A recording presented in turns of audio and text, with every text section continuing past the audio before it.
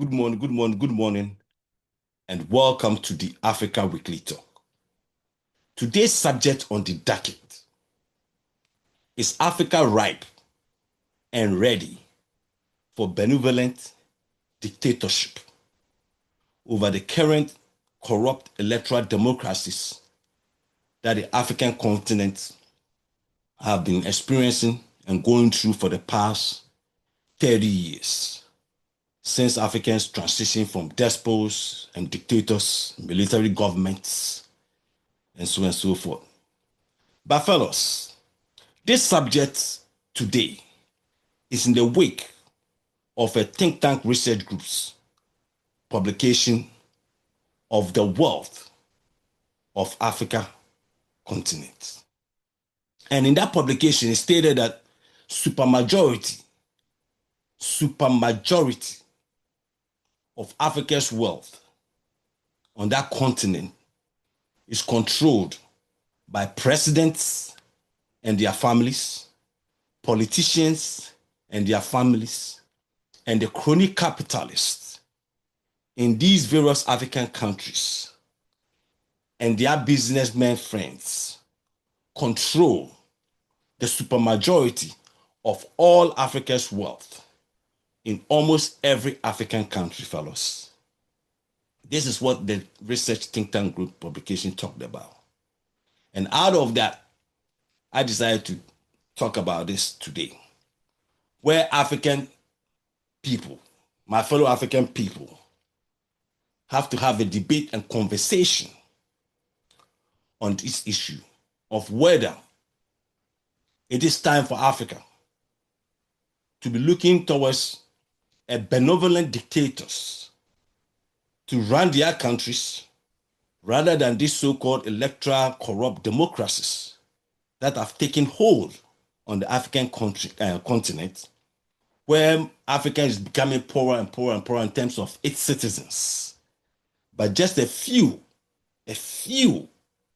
of the elites on that continent controls the wealth of that continent.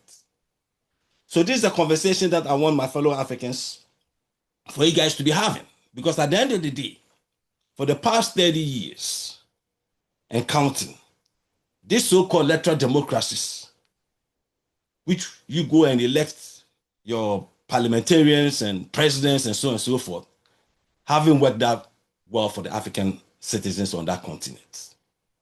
Yes, you've seen a lot of wealth being built, but that wealth is just being concentrated by the corrupt politicians and their crony capitalist businessmen and their families. That's all it is.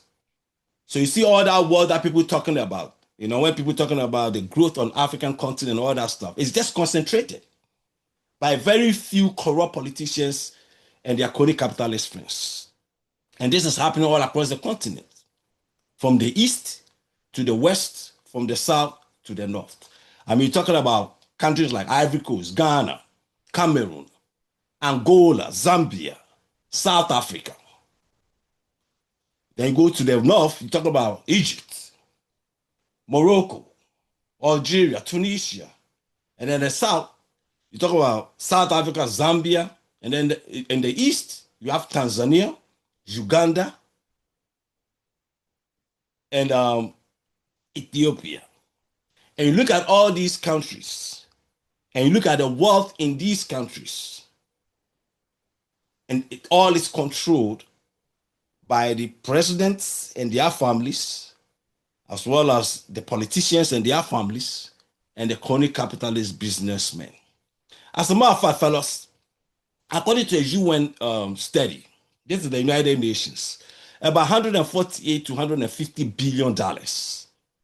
148 to 150 billion buffalo bills are siphoned out of the African continent every year. Go figure. And we're talking about 150 billion US dollars always siphoned out of the continent every year. And this is coming from the United Nations.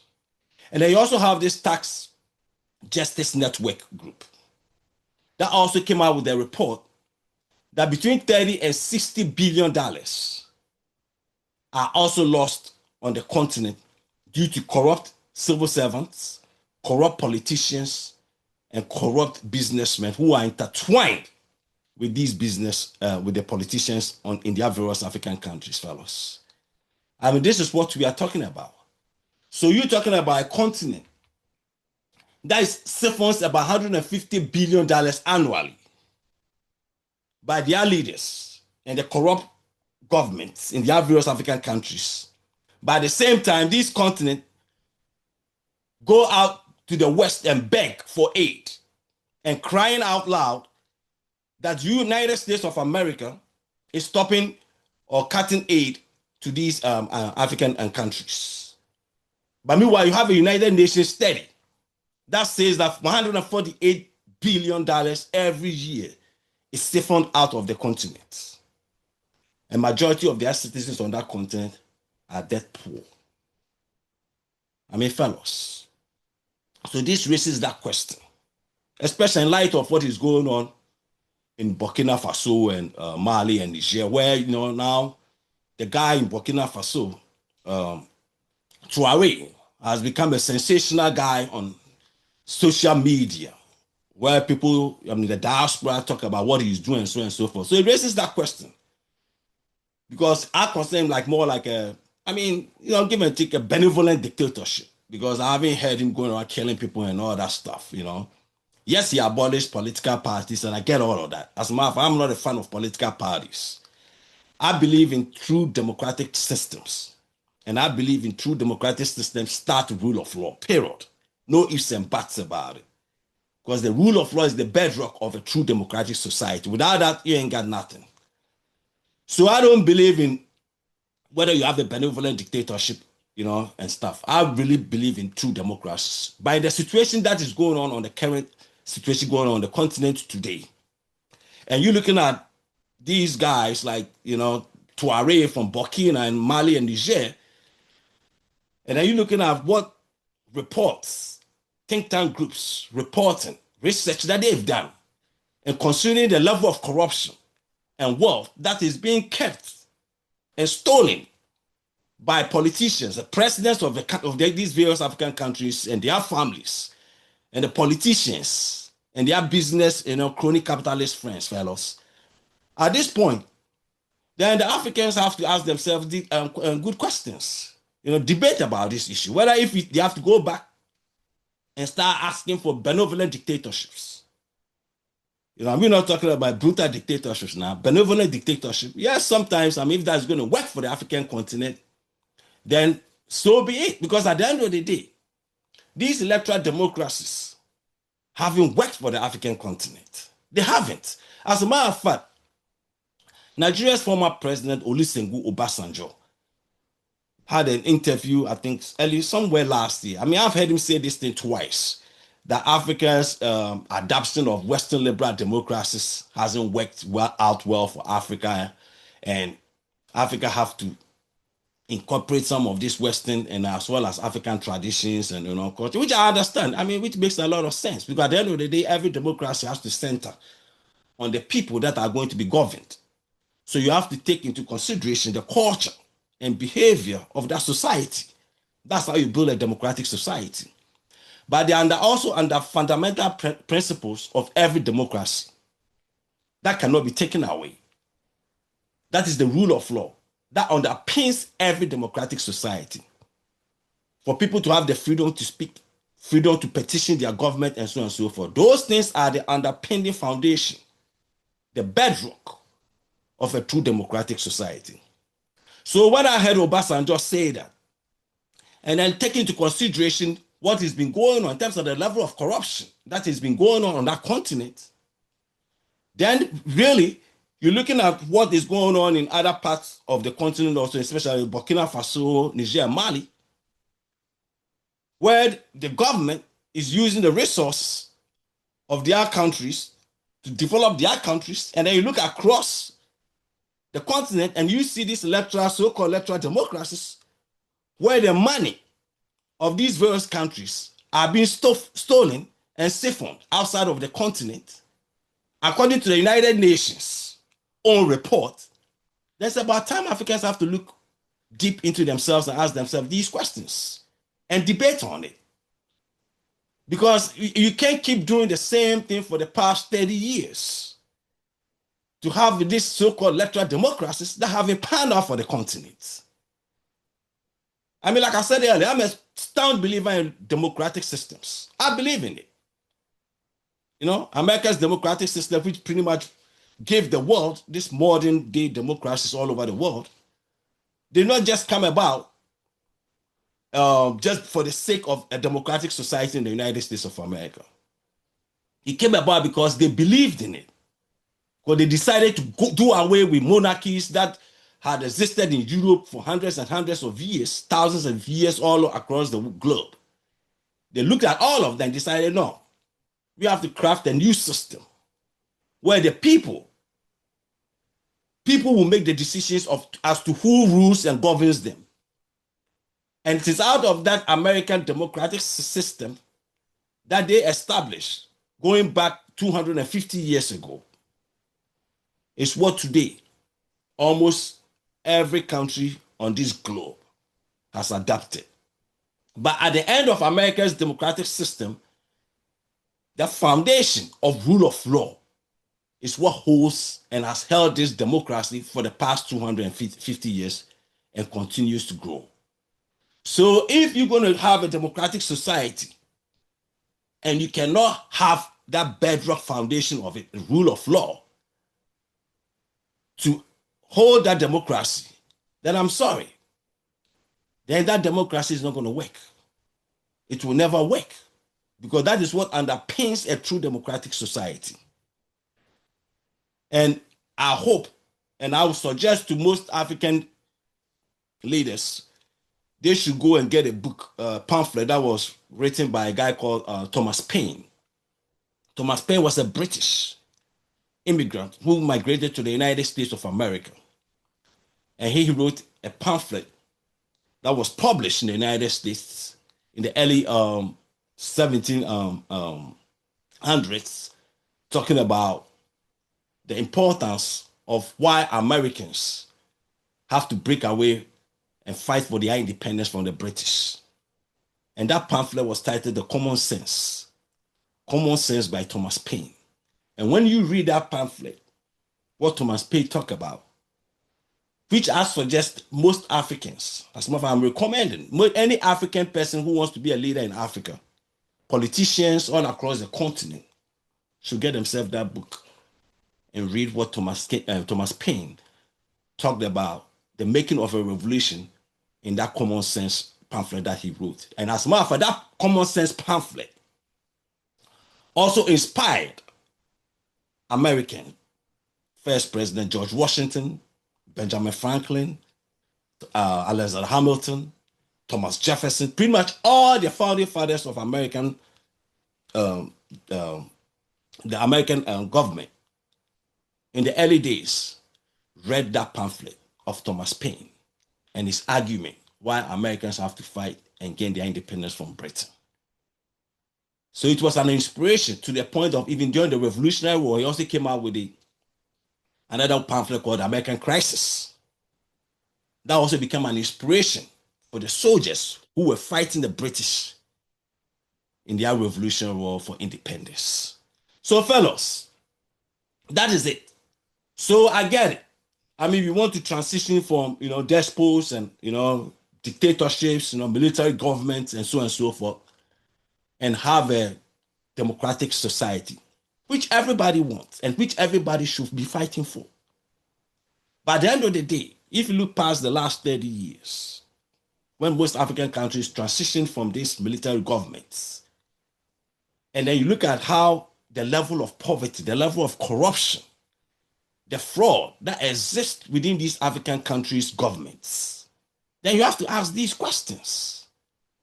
I mean, we started practicing what we call oligarchy system of governance, just like during the fall of the Soviet Union in the early 1990s, where you had transitioning from communism, socialism, sort of economic policies to capitalism. And in the course of that, you have to have a lot of diversification of selling of government assets to private entities and so on and so forth. But because of that corrupt systems that existed on the continent, most of these government industries, factories, publications, industries all across the continent were sold to crony capitalist friends of the presidents who were in power at the time, and their family businesses, and politicians and their family businesses. And that was the beginning of the crony capitalism system, the oligarchy system. And this was the same issue that was transpiring in Soviet Union, former Soviet Union states like USSR, like Russia, Azerbaijan, Belarus, Ukraine. They were all doing the same thing. As a matter of fact, the Africans' playbook was to copy the oligarchy system that had started in the former Soviet states. Because most of those former Soviet states that were transitioning from communism to capitalism, when they sold their industries, they sold it to themselves, to their crony capitalist businessmen friends and the politicians and the presidents and their families. So they started controlling the wealth of these breakaway Soviet states. And that was the same playbook that most African countries also adopted. So you had a concentration of wealth that moved from the state, banks, and went to crony capitalist businessmen and the politicians and the presidents and their family and friends. And it has gotten worse and worse and worse now on that continent. I mean, you look at Angola, former president's daughter became a billionaire. I mean, now she's under investigation. How did she become a billionaire? Because the father was a former president. And then you look at South Africa, former presidents like Zuma and their families. I mean, Ramaphosa and their families. And then you go and look at Zimbabwe today and their families, Zambia. And then you come to the West Coast, you go to Ghana, you look at the former presidents and their families that continue to exist up to this day in Ghana, where you have former presidents and presidents pretty much selling government agencies and government industries to their crony capitalist businessmen friends and their family members and politicians and their family members. So you go across all these countries, all across the continent. It's the same playbook.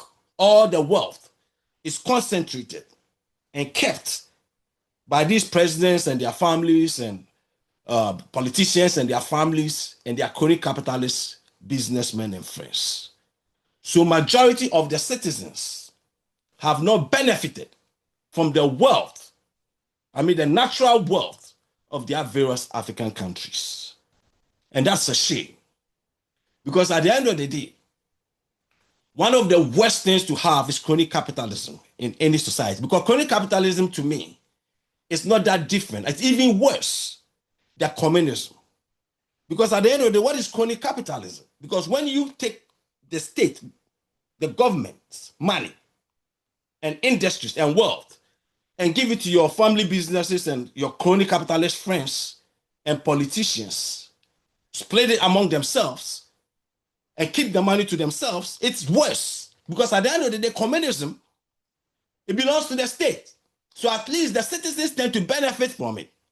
No matter how corrupt communism is, no matter how backward in terms of economic advancement communism is, at least that industry, that wealth belongs to the state. But crony capitalism, you have a private entity through corruption, through fraud, connive with politicians and the presidents and their family businesses and so on to keep the wealth of the country to themselves. So basically the state, the country doesn't benefit from anything. That's what crony capitalism does.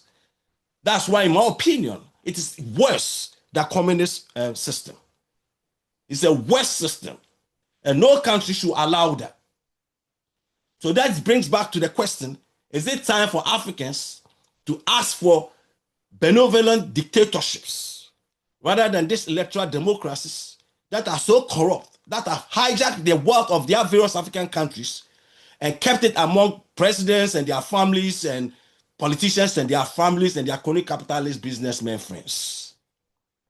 And this is a question African citizens should ask themselves. And those Africans who want to be leaders of their various African countries, go get a book written by Thomas Paine, Common Sense, and you get an insight as to how democracies are best for every human living on this planet Earth.